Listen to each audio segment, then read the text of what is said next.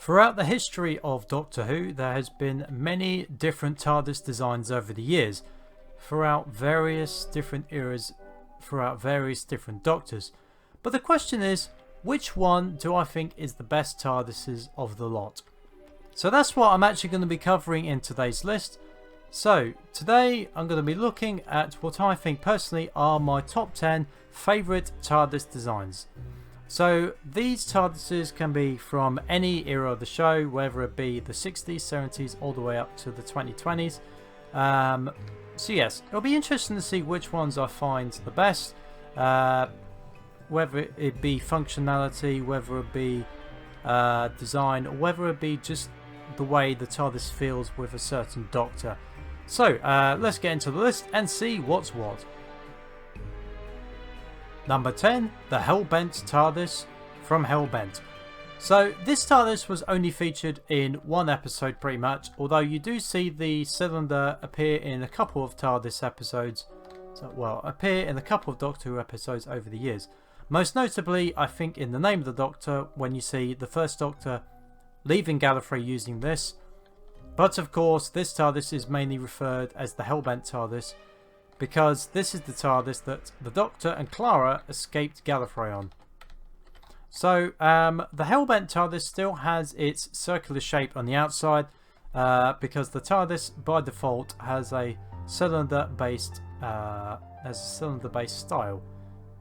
So yes, the interior is a little bit based on the original TARDISes that you saw in the 60s and early 70s, but it's been kind of updated. So it does look a slightly different shape. I think the mixture suits it quite well. I actually quite like the way it's designed. So personally, I also put it on this list because it's a very important, for me personally, it's a very important episode in the show because it's obviously Clara's farewell. Obviously some people will probably be annoyed by that, but as some people said, Clara is a Marmite character, you either love her or hate her. So yes, because this is technically Clara's TARDIS, that's why technically I had to include it on this list. But there was quite a few other TARDISes, so that's why I decided to put it at number 10 on the list. Number 9, the War Tardis, aka the TARDIS of the War Doctor. So this only has one appearance in the show's history, but of course it is one of the most significant in the show's history because it was the 50th anniversary, the day of the Doctor. This of course belonged to the War Doctor played by the legendary John Hurt. Rest in peace, John Hurt. So yes, this TARDIS is very unique in Doctor Who history because it's a TARDIS based on the Doctor, which the Doctor himself did not want as his own timeline. So yes, the TARDIS itself, however, regarding timeline, it actually does look, as you can tell, it looks like it's a small, tiny version of what Eccleston and Tennant's TARDIS would become, because you've got the pillars, you've got the centre console, which is circular, which quite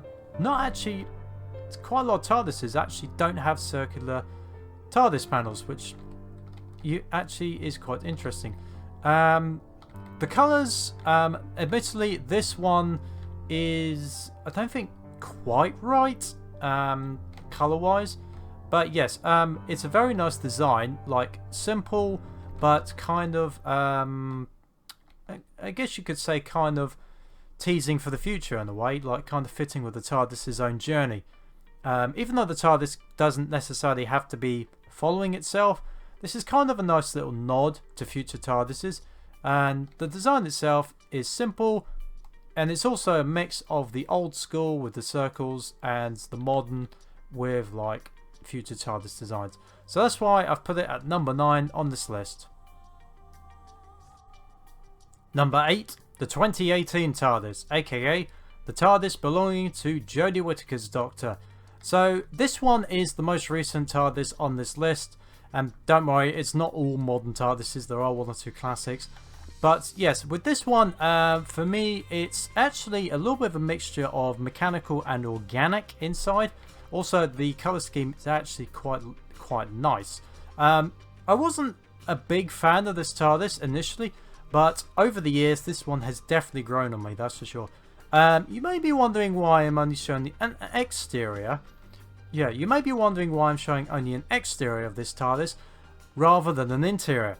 Well, that's because at the time of making this list, I'm not sure whether it'll change in the future, but at the time of making this, the 2020 or 2018 TARDIS extensions, for some reason, have gone missing on the Steam Workshop, and there is no evidence of them being here. I filmed a beta episode of the 2018 TARDIS a long time ago, but that wasn't finished, so that's why I haven't included that, because it doesn't really do it justice. So unfortunately for this entry, it's going to have to just be the exterior shot, which is a little bit of a shame. But anyway, so yes, the 2018 TARDIS, I'm putting a number 8 on this list. Number 7, the 1963 TARDIS. So I did mention that there would be a couple TARDIS, classic TARDISes, and you can't really get more classic than the first TARDIS.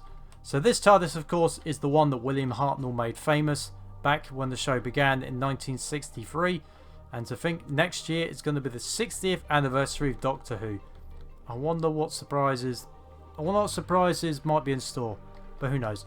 So yes, this TARDIS is of course the OG TARDIS where the Doctor and Susan made their television debut along with the two teachers from Coal Hill Academy, I think it was. Sounds about right.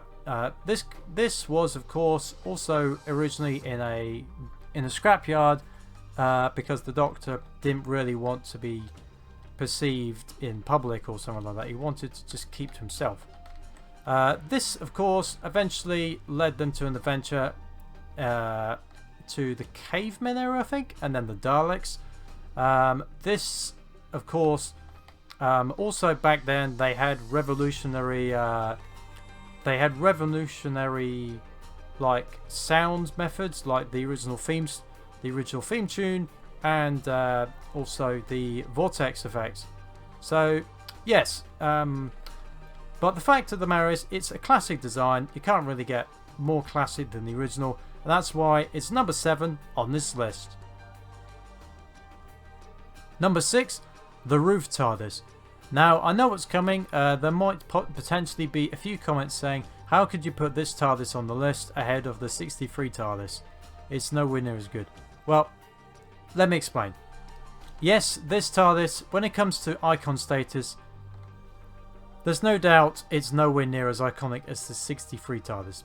But sometimes that might not be everything, because, well, it's the colours. I'm not going to lie, I'm going to be completely honest, it's the colour scheme which sells me on this TARDIS. Like, when this TARDIS first appeared in Fugitive of the Judoon, obviously the main talking point was the fact that there was a Doctor which no one had heard of. Yeah, it was pretty much like the Forgotten Doctor, the Fugitive Doctor, as we come to know her. But the one thing which people forget is that this TARDIS actually appeared in 3 different episodes of the show. This technically appeared in Fugitive of the Judoon, and also appeared in the Timeless Child, and also the Dalek episode. I can't remember the name of it though. Revelation? No, was it? No, not Revelation. Resolution of the Daleks. That might be it. So yes, this actually appeared in 3 different episodes. So, and actually, in fairness, one of the scenes in particular had me quite intrigued with the design of the TARDIS. That was when Yaz was like making all those notes on like the back wall here, and basically turning it like into an investigation sort of room. So yeah, but I have to admit the design of the TARDIS is actually quite nice, because it's just like with the War Doctor's TARDIS, it's a little bit more classical, but it's a little bit more modern with the colours. So that's why I've decided to put this at number 6 on this list. Number 5, the 1996 TARDIS, aka the TARDIS belonging to the 8th Doctor, aka the film TARDIS.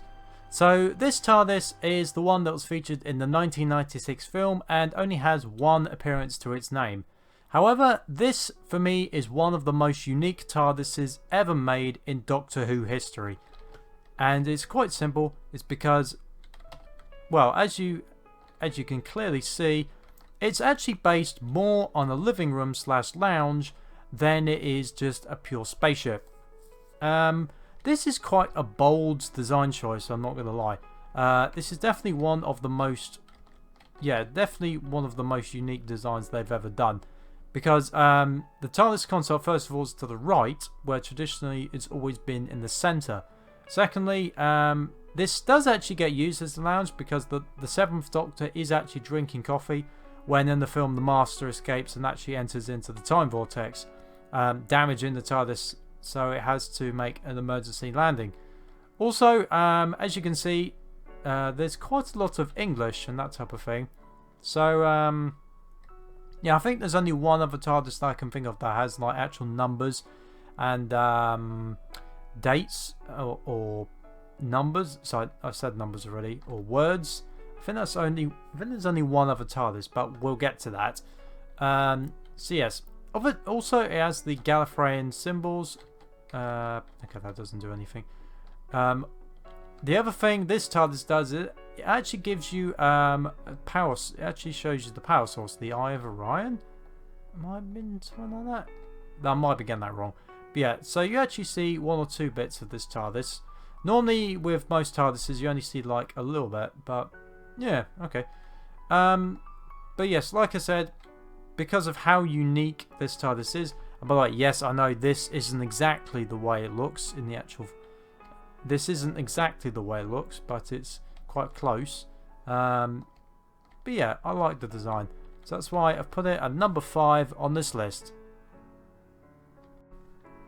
Number 4, the 2010 TARDIS, aka Matt Smith's first TARDIS.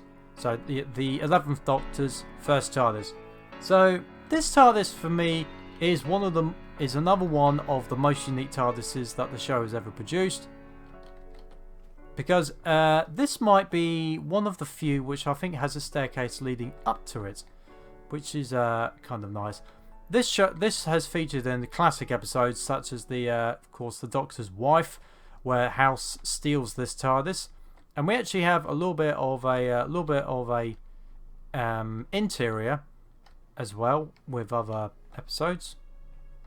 So yeah, but yeah, this is definitely one of the more crazy TARDIS interiors because like because some of the switches and like stuff on the TARDIS is like more unique. Like there's bells, there's whistles, there's like, I think there's a hammer probably somewhere, like dials. It almost looks like it was made from old English technology if you think about it. Well, some of them, like pens potentially, keyboards. So yeah, it was quite different, and of course gramophone for the soundtrack, for the audio, and an old TV. So it was definitely a very interesting take on TARDIS, that's for sure. The only reason I'm not actually putting it further up the list is because I think as time has gone by, the novelty of like the wackiness has kind of worn a bit on me. But I still think there's no doubt that this is definitely one of my preferred TARDISes of all time. I actually remember when I first started using Gmod, which is what I'm filming all these TARDISes in, that this was my go-to TARDIS. And it still is a very good TARDIS, but yeah, it's just time has kind of faded a little bit, I guess. But it's still, I'd say it's still good enough for the top 4, so that's why I'm putting it at number 4 on this list. Number 3, the 2005 TARDIS, aka the Revival TARDIS, aka the David Tennant, Christopher Eccleston TARDIS. So this TARDIS for me has to be one of my favourites of all time because it's the TARDIS which I was first introduced to in the show's history. The first episode I ever watched actually was the second episode of the Revival. It was The End of the World, so it was Rose's first adventure in the TARDIS. So yes. Also, just a side note, before we get into the TARDIS, I've actually found out quite a cool little Easter egg. This is regarding the Gmod, by the way, not the actual TARDIS. So if you were to spawn the TARDIS multiple times, you actually get different versions of it. So you could actually get the Ice TARDIS, the regular one, and if you're lucky, the Bad Wolf Tardis. So this only appears in about 60 seconds at the end of an episode, but I just thought I'd mention that because the Bad Wolf Tardis, obviously Bad Wolf is Rose Tyler. So yeah, I just wanted to mention this one, just because. Right, let's have a look inside. So back to what I said about the War Doctor's TARDIS. It has the pillars. Well, it has a slightly different design of pillar, but the War Doctor's TARDIS does have similar features from this TARDIS. So yes, I like the way it's designed because you've got a kind of a moody interior. Oh, you can climb up here. So you've got like a moody interior. The exterior is kind of classic. The importance of this TARDIS, of course, is very significant because it lasted for just over 4 seasons, and of course, it was like the first proper TARDIS destruction scene as well, from David Tennant's Regeneration. So it's got that in its favour as well. But yeah, it was kind of a mixture, this TARDIS, of like proper TARDIS, like looking like one of the older ones, I'd say, and maybe because the way the Doctor was constantly doing maintenance on this. Mind you, Matt Smith was doing a lot on his too, so maybe it's a theme of modern Doctors that they had to do a lot of maintenance. But yeah, my first TARDIS, a classic TARDIS, and for me, it's third on this list. Number 2, the 2013 TARDIS, aka Matt Smith's second TARDIS. So this TARDIS was introduced in the Snowmen. Yeah, the Snowmen, that was it. The Christmas episode of 2012, just after Amy and Roy had left the show, aka Arthur Darwin and Karen Gillan. Yes. So this was the first episode technically which... this was the second episode which Jenna Coleman was involved with in another iteration of Clara. And in the show you see a new TARDIS being introduced. More of a classic design than we had in the last one. And yes, this is no doubt a very unique design. So it's got more of a spaceship feel than some of the previous TARDISes we've seen. Like more of that brushed aluminium, more of the colourful buttons, like the illumination lights, and also the top spins, which, yes, that's an immediate plus. So yes, for me, this TARDIS wasn't featured in this TARDIS wasn't actually featured that long. It was only featured in, if you include the 2 specials, so if you include the 3 specials, it was only featured, and I think it's about 10 or 11 episodes, which makes it one of the shortest runs, I think, for any TARDIS. It's definitely the shortest of the modern era, no question of that. But for me, the design is very nice, like brushed aluminium, like high quality switches. So yes, it just looks nice. It just looks nice to me. However, there is actually one criticism there is actually only one thing wrong with this TARDIS, and I'm about to explain why, but also explain what TARDIS took number 1 on this list. Number 1, the 2014 TARDIS, aka Peter Capaldi's TARDIS.